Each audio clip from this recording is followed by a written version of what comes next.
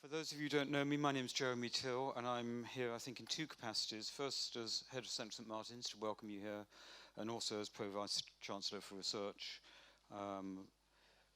because this is a Professorial lecture. So at UAL, we don't have inaugurals in the standard way, but each year, each college is asked to put someone forward for what are called the platform lectures. So this is what this is. And Tom Corby and I, Tom is the Associate Dean for Research here, have got a rich seam of people we could have chosen, but it looks by the size of the audience that we went for a good choice. That Roger is Professor of Popular Culture at the University of Arts London, but I think is... What? Heckling. Heckling at the beginning of a lecture. Blimey, how do I come back on that one? It wasn't a heckle. It was a heckle. Okay. So maybe he should in fact be called the Popular Professor of Popular Culture. Martin Barker is going to introduce him, but I just want to add my tuppence worth as well. Whenever I say to potential professors what you need to be a professor, the main thing you have to be able to do is to profess. That seems to me important, and to profess about your particular contribution to knowledge. I think with Roger, it's fair to say that it's more than just a contribution to knowledge. It's actually the definition of an entire area of knowledge, which he has been instrumental through his advocacy, through his research, through his support of others, that actually defining a whole field of studies, of comic studies, I think has been an amazing contribution both for this university but also for the wider scene of popular culture. And one of the things that is on his biography is that he's done something that normally only happens to dead people, which is to get an award, an annual award named after him at an international conference on comic studies. So I think that from where I stand, we're incredibly proud to have Roger as a member of Centre St Martin's. He is, as you can already see, whooped up by, I suspect, students? Yeah? Yeah, big student fan club over there, and you see that in the program that he works in culture and enterprise, but also across the rest of the college. So, thank you, Roger, for your contribution to Centre St Martin's and to the university. And I'll hand over to Martin Barker, who will tell you in a more erudite manner about Roger's contribution to this field.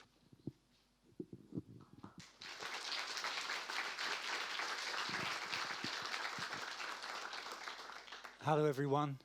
I have to say, first of all, this is a real pleasure for me. Indeed, though Roger hated me saying this, I feel honoured to be asked to do this on Roger's behalf. I first met Roger 30 years ago, or just about 30 years ago, and I want to remember three things about our first meeting. We met at a comics convention in London. I don't now remember which of us organised it. Roger, you may remember. I don't remember if you approached me or I approached you. We wanted to meet. I remember three things about the meeting. First thing was, we had a cup of tea in the canteen. That must be about the only time we've had a totally sober meeting in our entire 30 years. The second thing was, we discovered after a bit of a conversation that we'd been born and brought up within about 1.5 miles of each other. Me in Barkingside, him in Fairlop. Now, that sounds strange and coincidental, but I want to tell you a story which throws a different light on it. In 2007, I was a member of what was then known as the Research Assessment Exercise panel for Media, Communication and Culture Studies. There were 13 of us on the panel, and we used to meet for 3 days at a time at Loughborough University. We would all sit down of an evening, having done our work, and yes, we would be a bit unsober. And we came to discuss where we all lived. 13 members of the panel, 7 of them were born in Wanstead, Ilford, Barking or Dagenham. There is something weird about the cultural air of this place that produces scholars of quality work. Third thing I remember about that meeting, I had just produced my major book about comics. And Roger very, very kindly and gently told me about a series of mistakes I'd made in it. And the awful, bloody awful thing about it was he was right on every single one of them. But it was done in such a cheerful and kindly way that it was like having your mother wipe your face gently for the bits of food you've left around. I was totally unoffended, and I knew then that I wanted to work with this man. Now, Roger was at that time finishing off his work on his first and major contribution, Adult Comics and Introduction. And it's an extraordinary book because it deals with the production histories of various comics, it deals with their stylistics, with their story form, with their narrative arc, and with their aesthetic value and cultural importance. It was the first book of its kind to achieve something of that kind, and I wanted to work with him. And so Roger and I, over a series of slightly unsober meetings, found something we could work on. And that was a book which is the one I've had most fun in writing, called The Lasting of the Mohicans. Why was it such fun to do? Because we got drunk every time we met. We went to the same restaurant just off Charing Cross Road, met regularly 2 or 3 times a year to discuss the making of this book. It involved Roger using all his skills as a journalist to dig out rare and impossible to find versions of The Last of the Mohicans from 1908. Please don't ever mention to me the 1932 version. It was 30 chapters long. It was one of those extended serials. And they filmed it going round and round the same tree. You had to find things of value to say about this. Roger found a way. So we worked together, but Roger was building his independent career. When I first knew him, he was an insecure part-time lecturer at this place. Hadn't even got a full-time permanent job. In the course of developing his own career, he took us various places. Next book, as I get it right, is 1999, Punk Rock, So What? Really, really interesting collection of essays that Roger edited. It had one thing missing. It didn't have a free giveaway CD with recordings of Roger in his rare outgoings as a punk performer in his early days. I'm still waiting to hear those. Then comics and graphic novels, one of those comics had an X, 2001. Then with his long-term partner, High Teal, Below Critical Radar, fanzines and alternative comics, a wonderful collection, finding and bringing together these rare materials that people had to dig out with great difficulty. Then Splat, Boom and Pow, cartoons and contemporary art. And so we go on. I'm going to read these out because the next one has a wonderfully modest title. Comics, A Global History. Actually, I want to add that to a list of adjectives I wanted to compile about Roger. I've said cheerful and kindly and critical. I also want to add the word modest, because Roger never blows his own trumpet, but I want to blow one for him as a really tremendous scholar. Then Cop Shows, A Critical History of Police Dramas on Television, edited with several other people. Then Marie Duval, the first of 2 books I now gather there are going to be about Marie Duval, with Simon Grenier and Julian Waite. Now you'll notice there's a certain theme in here. One is this development of a specialization around comic books, assessing them from many different angles. He is now one of the very leading scholars in the world, alongside, I would put, David Kunzel as probably the other, whose work is of massive importance. But notice something else. How many of his things involve collaborations. Roger likes working with other people, and believe me, other people like working with him. It's a total pleasure working with him. Now a puzzle, because I went on Google to check I hadn't missed any of his books, and I want to ask Teal about this actually, because when I Googled Roger Sabin, I found a couple of other books that he hasn't told us about. One is called Personal Finance, published in 1905. Are you more long-lived than I thought, Roger? And the other, a really interesting one, Paintings and Children's Verses about Australian Bush Animals. Teal, is this a hidden history that we don't know about? Check them out on Google. We can't argue with that, especially with their building going up over the way. But now I want to close by noticing one problem with Roger. There is a book not on his list, and I almost was tempted to ask the college to withdraw this professorial platform. because it's been so long in the making and it ought to be out by now, bloody Roger. Ali Sloper, The Critical History. Where is it? However, it's my total pleasure to introduce a man whom I now want to describe in summary as cheerful, kindly, critical, meticulous, modest, generous, collaborative, engaging, thought-provoking, if occasionally tardy. May I invite Roger to come up and give his lecture, Comics and the Academy.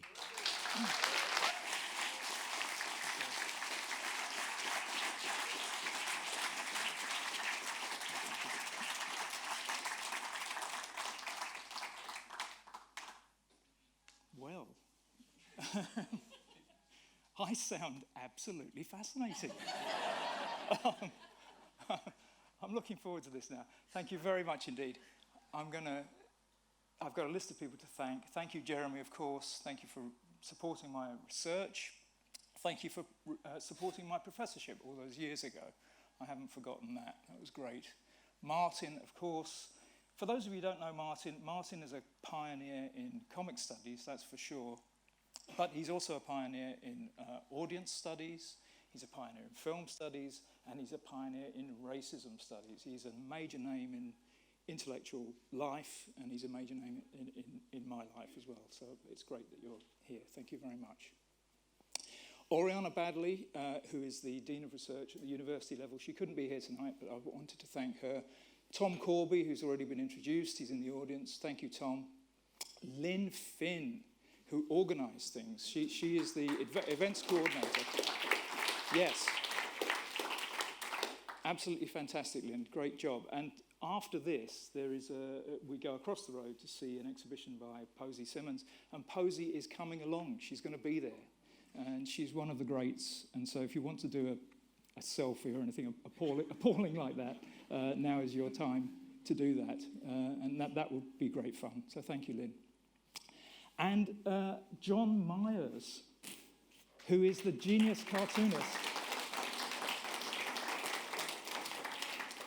behind the brochure, which is absolutely brilliant. What a great thing. It's a collector's item, folks. You can put that on eBay later on. How many of you actually did attempt to lick the cover? Yes. Yes. You are so immature. You're so immature. I can't believe you did that. Anyway. And you, I mean, thank you so much for coming. What an audience. You know, I wasn't expecting this. It's absolutely incredible. And according to Lynn, we've broken the record for the attendance at these kind of talks. So it's amazing. So give yourself a clap. Okay, thank you. All right then. So it's a great honour to be here. Obviously, a professorial platform. When I asked Jeremy what this was all about, he said, well, it's all about how you're outstanding in your field. And I didn't hear him correctly, so my first slide is me outstanding in a field. That's the best joke of the evening, okay? So enjoy it. It won't continue like this, okay?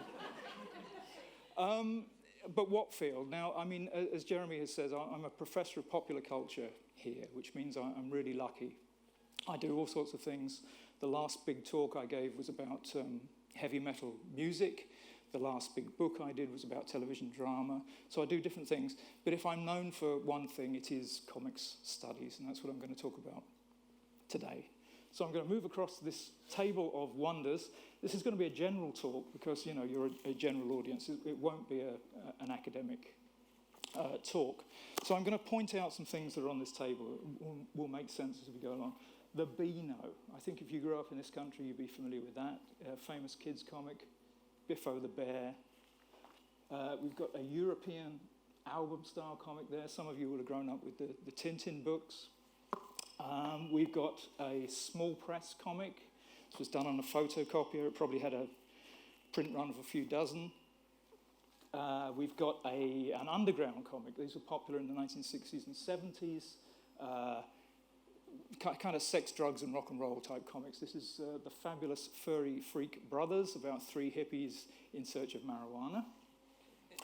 An American superhero book, copy of Superman. Again, you'd know about that. Comic from Japan, a manga. This is a tankobon. And if you haven't seen the exhibition that's the British Museum, please do go. It's absolutely brilliant. So there we are, Japanese comic. This one is about a classroom that drifts off into space. We've got comics from Italy, from India, from Mexico. This looks like pornography. I might read that later on. We've got a graphic novel, which I'll talk about a bit more in a minute, but higher production values, sort of a book in comics form, if you like, designed for adults. We've got comics from Russia, Ljubljana. We've got a newspaper with newspaper strips, and we've got Andy Capp. My God, is he still going? And the Perishers. I'm amazed they're still going as well. And finally, we've got an electronic tablet at the end there, an iPad for reading digital comics, comics online. So the point of mentioning this is that comics are a formidable presence in many parts of the globe, and they've been a presence in British culture and American culture, very, very important art form. And that's important to say, they are an art form.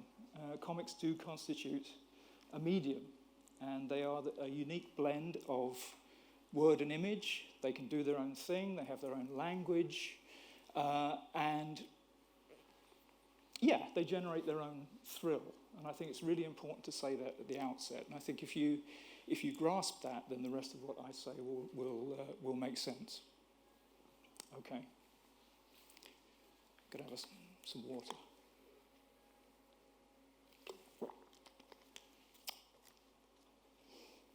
All right then. So tonight I've got 3 questions, and they're really questions for you, the audience. What I want to do, like I say, this isn't an academic paper. This is to get a discussion going. So I will talk for roughly 25 minutes, and then if you've got questions, that would be brilliant at the end. So my first question, and remember this is a talk about comics in the universities, okay, is the graphic novel a curse? All right, so I have to take you back in history, really, to the end of the 1980s.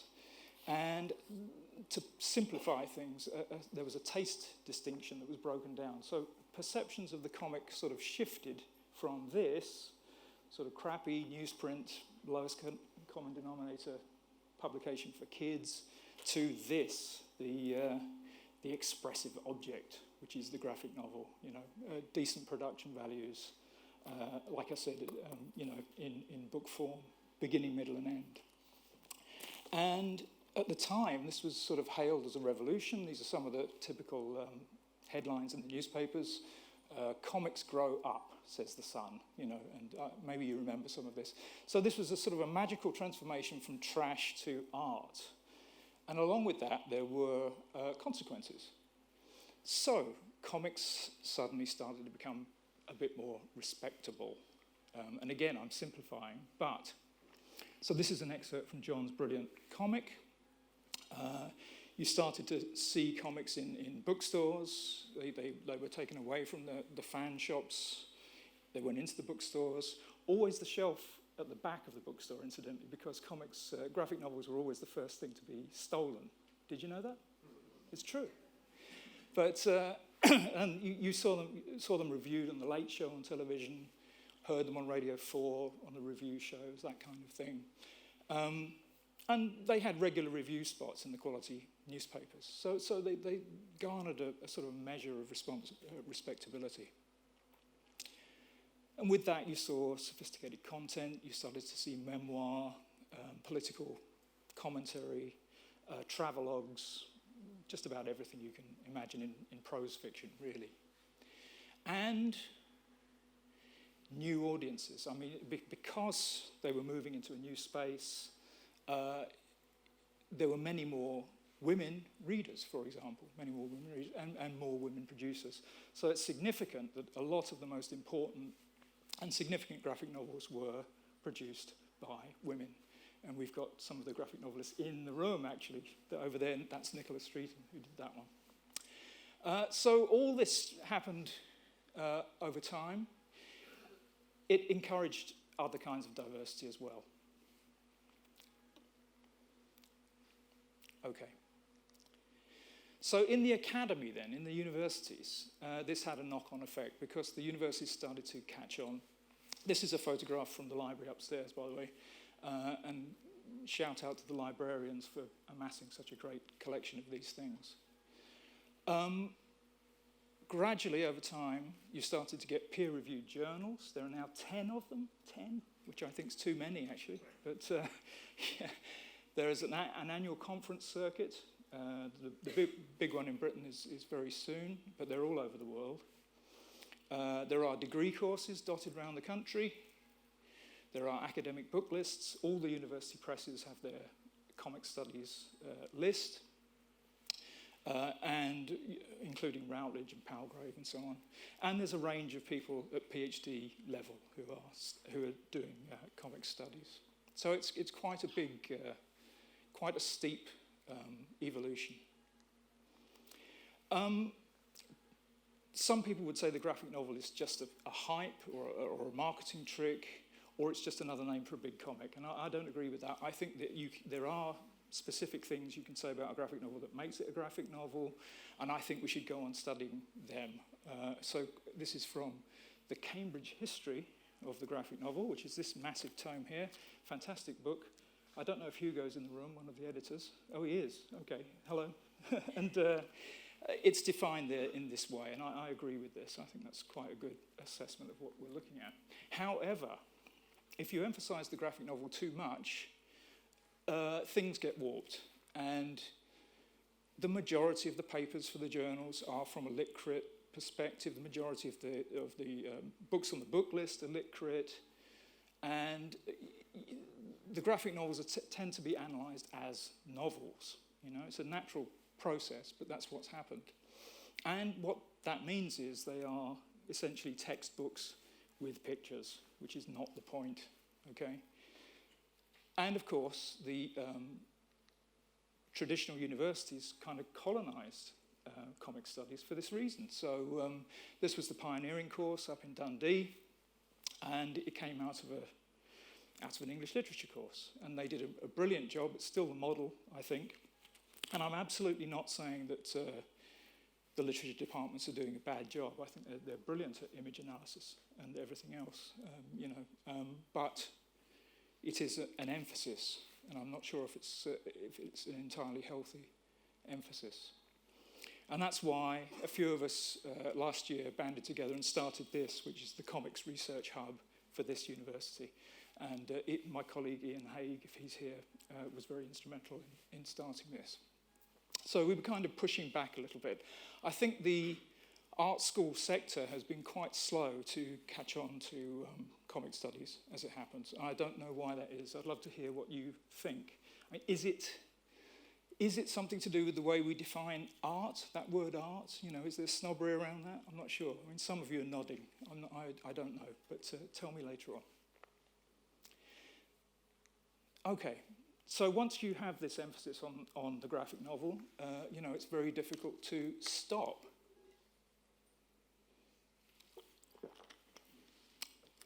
So I founded this particular journal. This is the Journal of Graphic Novels and Comics, and I had a huge argument with the publisher, Routledge, about the title. And they said, no, we have to have graphic novel in the title. I wanted to just call it, Journal of Comic Studies, something like that. But they insisted, and I said, well, look, that is like calling it the Journal of Carrots and Vegetables, the Journal of Wildebeest and Animals, Journal of West Ham and Football. You get the message. So, that was a struggle I had with them. In fact, they were right, that people did want a journal about graphic novels. That particular journal is now the most successful journal in the arts and humanities. And it's so successful that it has its own dedicated administrator, which is incredible for a journal. That's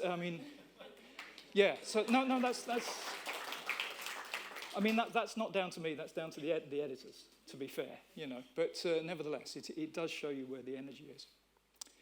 The other thing you can say about graphic novels is the media continued their emphasis. And, they had started the ball rolling at the end of the 80s, like I explained, and they kept going. And now you've got dedicated graphic novel review columns in the newspapers. So this is a screen grab from The Guardian. This is Rachel's column. She's superb. Graphic novel of the month. You can just make out there. This is a regular feature. I did a version of this job when I was a journalist for 10 years. And I tried to get other things in there. And the editor would always say to me, he didn't want anything comic-y and he didn't want anything internet-y. Those were his exact words.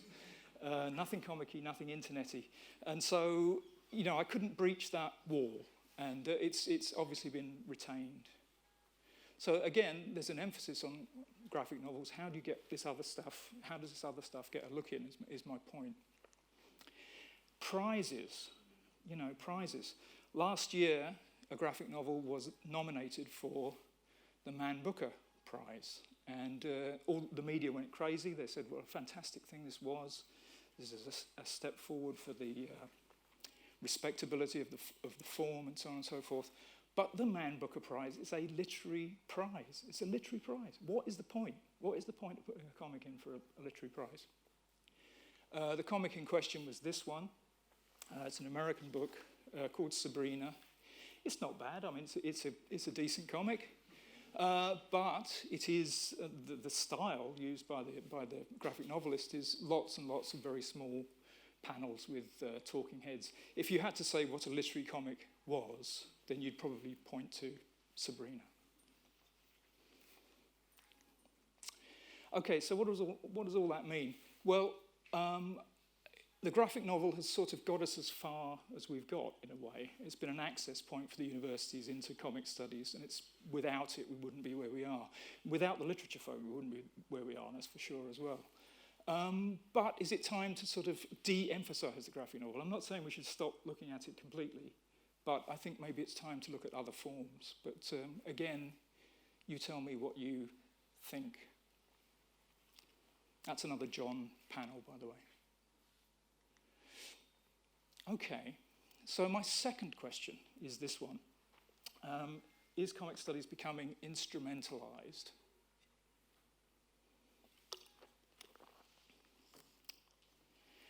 And what I mean by that is it part of an instrument for an agenda? Now, some of us in the room work in the universities, and we've watched what's happened since 2008. Now, in 2008, there was the financial crash, and since then, successive right-wing governments have been pressurizing the universities and insisting that the arts and the humanities should justify themselves, okay? And the way we have to justify ourselves is whether we put students in jobs, whether we make a financial profit, or whether we benefit society in some way. So this is the impact agenda. I'm simplifying, but those are the basic things that we're asked to do. And I think it is completely ideological. I don't think it's anything to do with austerity or anything like that. And I think it's a real danger, of course. So within this sort of political agenda, it's no wonder that you've started to see research in comic studies going in particular directions. So you start to see research about how comics can be useful in the health service, how they can be useful in schools, how they can be useful in the legal profession, and so on and so forth. Utility. And you get organisations like this one, which was co-founded by my colleague at LCC, Ian Horton, and graphic medicine, which is a kind of a subset of that, I guess. And I want to quickly mention 3 examples of my students who are sort of part of this. There's nothing wrong with this kind of research. I want to say that as well. I think this is essential research. But here we go. So these are 3 students of mine who did PhDs with me and who have gone on to sort of apply their work to real-life situations. So this is Simon Grenier, who, along with some other people, actually is Ernesto here.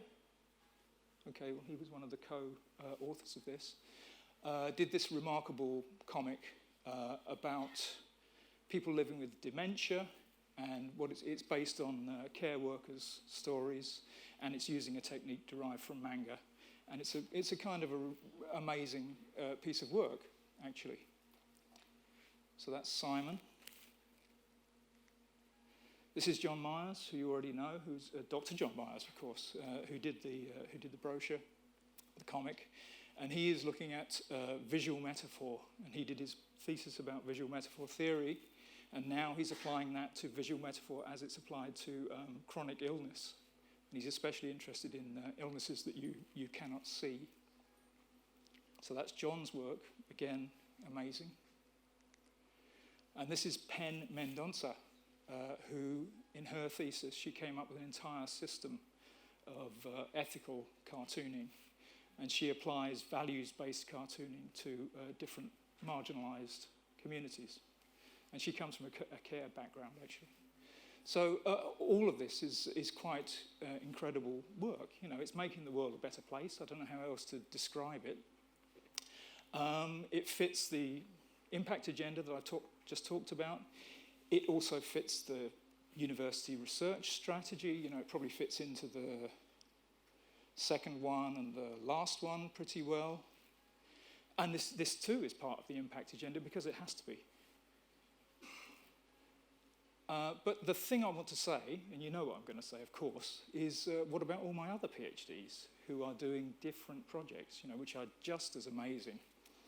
And just to mention a few of them, you know, I've got somebody coming on next year wants to look at Afrofuturism, very exciting.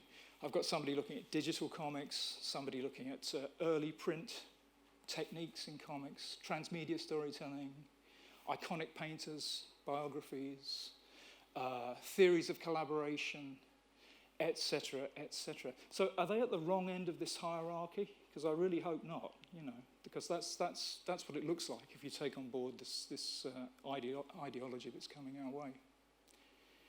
So my question is, well, what do we do about this? Now, of course, it is part of bigger questions about the worth of the arts and the humanities, and that's a question that's been going on for forever. And Jeremy's very good at this. He makes us question what we do all the time. He asks us what the point of our research is all the time, constantly. And one of the first things he did when he came here was organise an event called "What's the Point of Art School?" And that was quite bold. I think that's admirable, and I think we need to do it. But we are under threat, and I wonder, and again, this is a question for you. I don't have a good answer for this. What do we do about it? I think comic studies is particularly vulnerable. And last week, the Vice-Chancellor of the university stood in this very spot, and he called a staff meeting, and he explained that there's going to be a fresh onslaught on the arts and the humanities in the next couple of years. And he said that low-value subjects were under attack. Low value is not his term, it's a sort of a Daily Mail term. I can't really think of anything more low value than comic studies.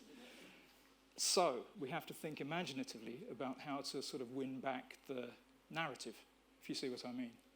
So is it enough today to say that we make critical thinkers? You know, for me, it is. And we have to make that the primary thing that we say about our teaching and our research. We can't forget the impact agenda altogether, of course not, because we live in the real world. But nevertheless, we have to somehow think about pressing back against this right-wing agenda, I think. But again, argue with me, okay, because I might have got it wrong. All right. Well, I've nearly sort of... the timing's perfect, actually. This is my third and final question, and I'm not going to take long with this one. Should comic studies be a discipline? Okay. So is this where it all ends up? You know, departments of comic studies. Now, half the room is going, yeah, fantastic, you know, and I can see smiles on people's faces. The other half of the room is thinking, oh my God, how appalling. I can't think of anything worse. And there are good reasons for and against. So the great American scholar, Charles Hatfield, says he can't think of anything worse. He says that comic studies is interdisciplinary by its very nature. We're already there in the literature departments, we're there in the geography departments, we're there in the Japanese studies departments. Why on earth would we want to be more embedded than we already are? We're working fine via guerrilla tactics, as he puts it. And I can see his point on that. There are other reasons for thinking it might not be a good idea. If you become a discipline, then you literally become disciplined. You start to think in a particular way. You start to divorce yourself from other discourses, other subjects, and you become a silo. So that's a good reason for not doing it. And the final thing is many universities are moving away from disciplines altogether. They're creating pick and mix degrees. Maybe the time of the discipline is over. And it's a false question in a way. So there's lots of reasons why this is a terrible idea. However, I think it's a good idea. And the reason I do think comic studies should be a discipline is it recognises this body of work that I've been talking about today. There's an enormous well of amazing stuff out there that needs to be recognised. And it needs a homeland. And I think a homeland is something we would really benefit from. It would mean that we could draw resources together, archives and so on. We could consolidate teaching, etc., etc. I can't see a downside to that. The other thing is it creates jobs. Now that might sound a bit instrumentalist, of course, so I've just destroyed my own argument. But, my PhD students don't necessarily want to teach children's literature in a literature department. They don't necessarily want to teach in a graphic design course. They want to teach comic studies, and there is a demand for that. And there's a whole, like I said, loads of them out there who want to do this. So I think it's important. I think it's coming. All right, so I'm going to wrap up now. And like I say, this is designed for you to come back at me, if you like.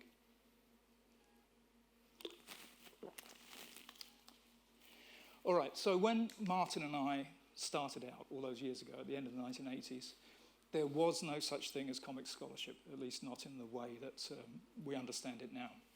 It simply didn't exist. And we used to do talks in the back rooms of fan conventions, comics conventions. So on the left there, that's the program for the UK Comic, UCAC Comic Art Convention from 1989, which was the big one that used to happen in London every year. The middle there, Caption, that was one that happened. There was a small press convention that used to happen in Oxford in the early 90s. And on the right there, this is a fan magazine, a fanzine from, I think, 87, something like that. And you can just about see Martin's name on the cover there. So it didn't really exist. But we've seen this huge rise of the subject. And I've heard people say that comic studies is the new film studies. And I first heard that said at a conference in the year 2000. And when I heard that, I thought, well, it's a nice soundbite, but it's not really, it's a bit premature. Now, 2019, I think we're actually at a tipping point. I think it really is happening. And I think becoming a discipline is going to be inevitable, actually. So my hope then, for the shape of this discipline, well, I want it to be inclusive, and I want it to be diverse, and I want it in the ways that we understand those words in academia, obviously, but also inclusive and diverse in terms of approaches. So alongside the Lit Crit, I'd like to see more audience research. I'd like to see more emphasis on art techniques, art history, drawing, that kind of thing. And I would also like it to be inclusive of all the things on this table, including definitions of comics we haven't even thought of yet. So let's have everything. So that's my manifesto for comic studies, and we've got 15 minutes for you to tell me why it's all wrong. Thank you very much.